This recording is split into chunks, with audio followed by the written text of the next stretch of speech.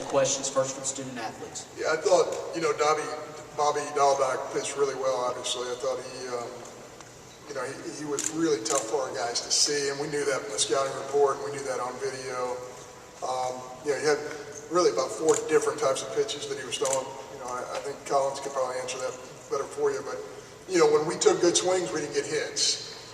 And, the difference between winning and losing in a ball game here is, a left-hander standing inside of a ball with the wind blowing out of the southeast, and it's going to make it carry a little bit.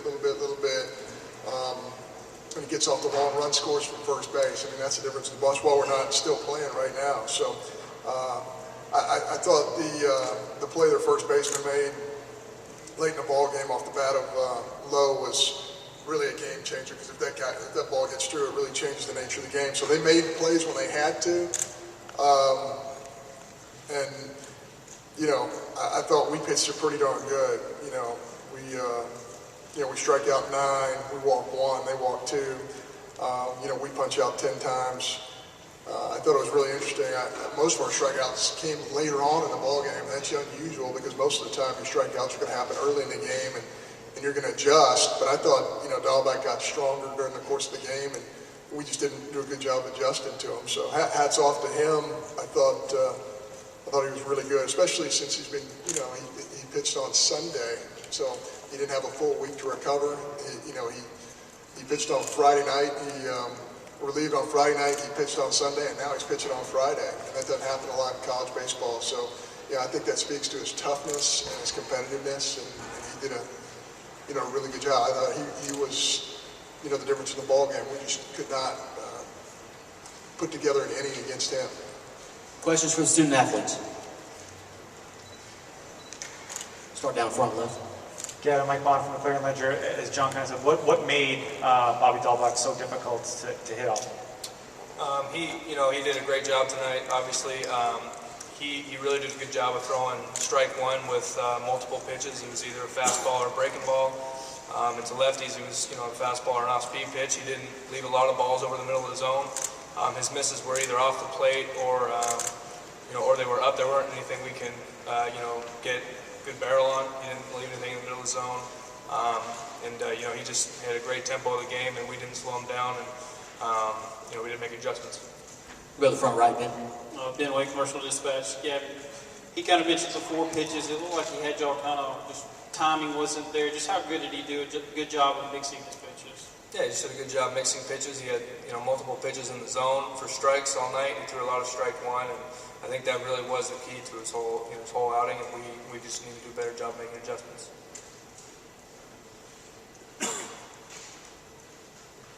We'll come back to front left.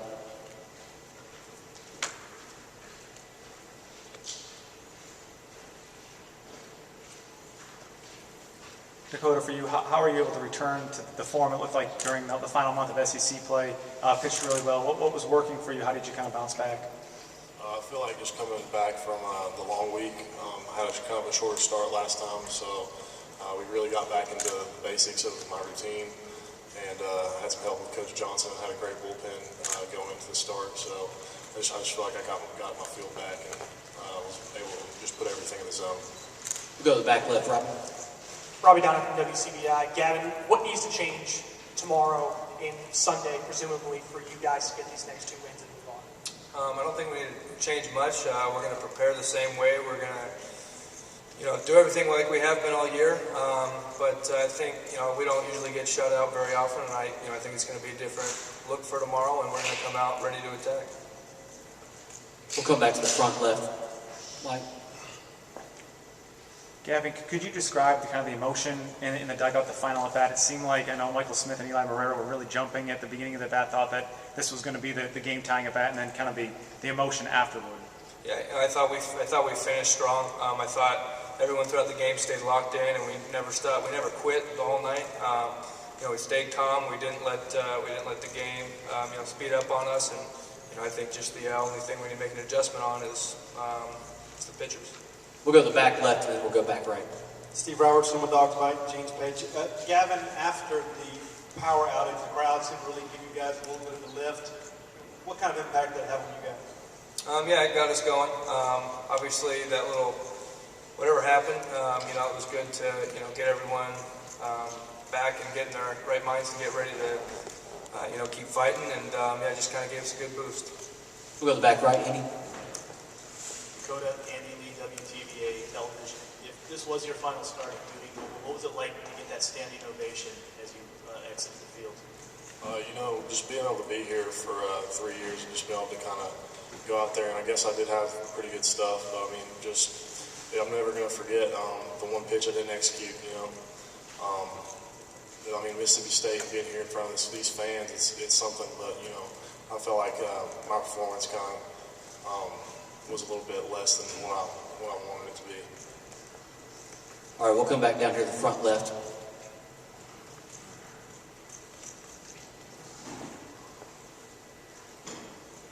Logan Lowry, Daily Journal. Dakota, just talk about the last 24 hours and the emotional ride that you've been on. Honestly, just being able to be with my family yesterday, it was a pretty special moment for me. But just being able to get back out there on the field just loose, I guess. I guess it's hard to put it all in words, but it was something special. Any other questions for the student athletes? All right, thank you, gentlemen. You're dismissed. We'll take questions for Coach Cohen now. Start in the back row, second row of the Michael Lev with the Arizona Daily Star. Coach, can you talk us through the power outage, what the discussions were all about, why it was decided that you guys wouldn't play, even though it seemed like it was light enough to play when it first happened? Yeah, it's pretty simple.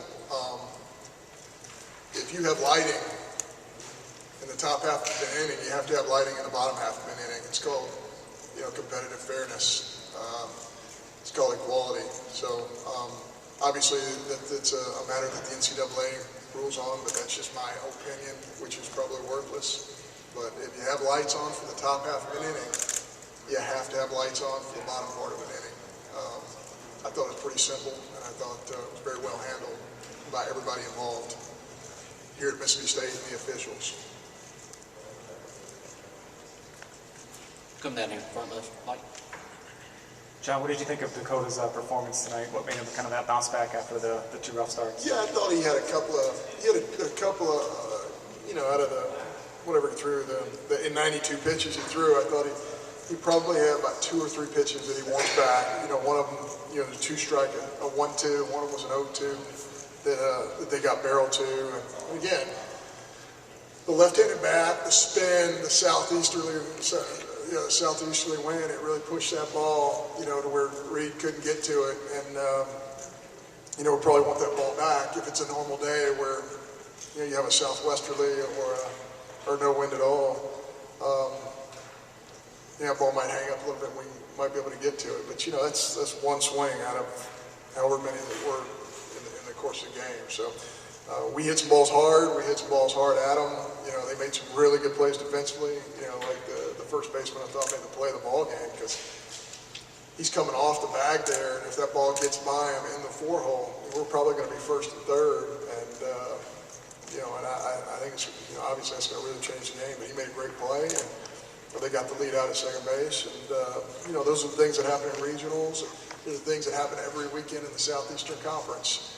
You know, that's the difference between winning and losing. The team that makes a play, and you know, the team that didn't. And I thought we defended pretty well, but we just didn't get that hit, and we didn't get that, you know, that walk when we needed it. We needed something to get us going. And I think the one thing in looking at Dahlback's statistics is, you know, he'd walk some guys. I mean, not a ton, but he'd walk some guys. So that tells you you're going to get some advantage counts. And, you know, he'll help you a little bit. But tonight he didn't help us at all. He really pitched very, very well. And the nature of his breaking balls is really, really difficult to see. He has 2 different breaking balls. One has very little spin and one had a ton of spin on it. And our guys just didn't see it very well. So he really gutted it out, competed his heart out, and I think, you know, he was probably the difference in the ballgame. We'll come to the front right here. John, how do you approach tomorrow? I know Gavin said prepared the exact same way, but at the same time, the stakes are higher tomorrow than they've been in any other game here. Yeah, the stakes are always high. You know, you're playing on day 3 on a Saturday. Are you going to win the SEC or you're not going to win the SEC? The stakes are always high. And by the way, if you lose any other game that you won during that whole time, you don't win the SEC. The stakes are always high. The stakes are high in game 1, and they're high in game 28. There's no question the stakes are high right now. But I believe our kids can come back and win 2 games. I think they believe that, and our preparation is going to be pretty much the same, other than the fact that we're going to face a different arm, and we have to prepare a little differently for a different arm. So I think our kids are excited about it. I think they view it as an opportunity, and I think that's why they're Southeastern Conference champions, because they have been able to deal with things like this all year long, and I think they can bounce back and put us in a position to maybe win a ball game. Front left, Logan. Seemed like there was a lot of fly balls early, a lot of strikeouts late. From your vantage point in the dugout, what do you see from your offense? Yeah, Dahlback works up in the zone a lot, so we were missing underneath balls for sure. We didn't get on top. When we did get on top, we had balls at people. It's just kind of the nature of the way he pitches. I can tell you, we've seen so much video of him, and it's just hard to prepare with the video because he's a tough guy to figure out. His arm slot's different. The spin on his breaking ball is different. I think that's why he's had so much success. I think that's why he's won so many games for these guys, because he's just different. John, 6 strikeouts for Mango in the last, I guess, in the postseason, the regionals. What's kind of going on with his swing as of late? Yeah, it's nothing with the swing. He's swinging pitches that are unhittable. It's really hard to hit balls that land on the plate. When he swings at pitches that are in the strike zone, he's fine. I think our expectation level of him is so high, that we all forget he's a freshman and he's going through everything for the first time. So he's going to be a really good player. I think he's going to be a significantly better player than he is right now because, he's going through a whole lot.